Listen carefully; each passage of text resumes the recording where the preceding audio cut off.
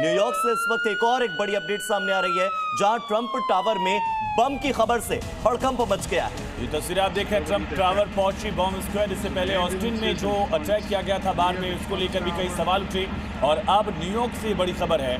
Trump tower में बम की खबर के बाद हड़कंप मचा है। टावर को खाली कराया जा रहा है, जो एसओपी है उसका पालन करके चप्पे चप्पे की तलाशी ली जा रही है। तस्वीरें आप देख सकते हैं, अलर्ट जारी कर दिया गया है। तो बॉम्ब स्क्वाड की टीम मौके पर पहुंच चुके हैं, फायर फाइटर्स मौके पर पहुंच चुके हैं, पुलिस की टीम मौके पर मौजूद है। ट्रंप टावर पहुंचकर बम स्क्वाड की टीम वहां पर बॉम्ब जांचने की कोशिश कर रही है। और इसी बीच एक और बड़ी अपडेट आपको बता दें, इजराइल पर ईरान का भीषण हमला लगातार जारी है। चौथे दिन एक साथ कई मिसाइलें दागी गई हैं। बाकायदा इजरायली डिफेंस फोर्स की तरफ से जानकारी दी गई कि तेल अवीव पर भीषण हमला किया गया है, यानी कि इजराइल के कई शहर जहां पर ईरान की मिसाइलें जो हैं उनकी बौछार हो रही है।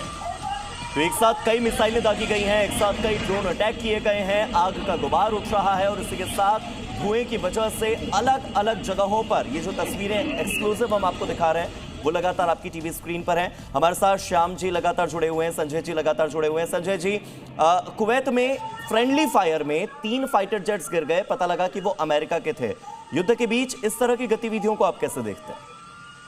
देखिए, ऐसा है कि जब कई बार होता है कि कहीं की ईंट कहीं का रोड़ा, भानुमति ने कुनबा जोड़ा, तो इस तरह की बातें हो जाती हैं कि जब Kuwaiti air force, Kuwaiti defence system है, वहाँ पे अमेरिका के जहाज उड़ रहे हैं और बड़ी भारी संख्या में ड्रोन और मिसाइल आ रहे हैं, तो ऐसे में कहीं ना कहीं एक फ्रेंड एंड फो एक आइडेंटिफिकेशन प्रोसेस होता है, उसमें कहीं ना कहीं गड़बड़ हो जाता है। कई बार आपस में कम्युनिकेशन सिस्टम्स का भी इशू आता है और तीसरी बात यह है कि कई बार पैनिक भी हो सकता है जब इतनी बड़ी संख्या में एक के बाद एक आ रहे, तो कि बड़े हाई अलर्ट में मोड में रहते हैं और एक लगातार एक के बाद एक फायर कर रहे होते हैं। ऐसे में यदि कोई बीच में आ जाता है, सैनिकों का मारा जाना, 3 फाइटर जेट्स का गिरा देना, जो भी परिस्थितियां रही हों, क्या इस अमेरिका की इमेज पर एक धब्बा लगा है? इस वजह से भी डोनाल्ड ट्रंप पर दबाव है कि वो और बड़ा अटैक करें इसको कवर अप करने के लिए या अपने लोगों को संदेश देने के लिए?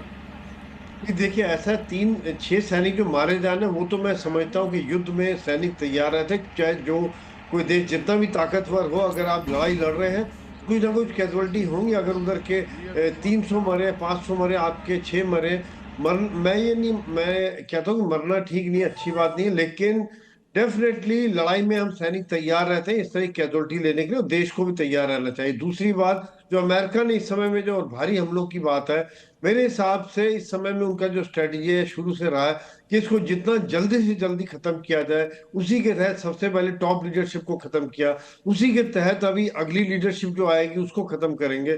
साथ ही साथ में जो मिसाइल का भंडारण, मिसाइल की लॉन्च साइट्स, उनको खत्म करना है, क्योंकि ये सब बहुत डीप है और डीप में खत्म करने के लिए उनको शायद यही कारण है कि जो भारी बंकर और बंकर बस्टिंग बम का इस्तेमाल करना पड़ेगा, क्योंकि ईरान ने जो जो अपने भंडारण बनाए हैं, जैसे कई बार वीडियो भी दिखाए हैं, बहुत गहराई में टनल्स में बना के रखे हुए। मिसाइल कैपेबिलिटीज और ड्रोन्स को खत्म करना उनका मकसद है।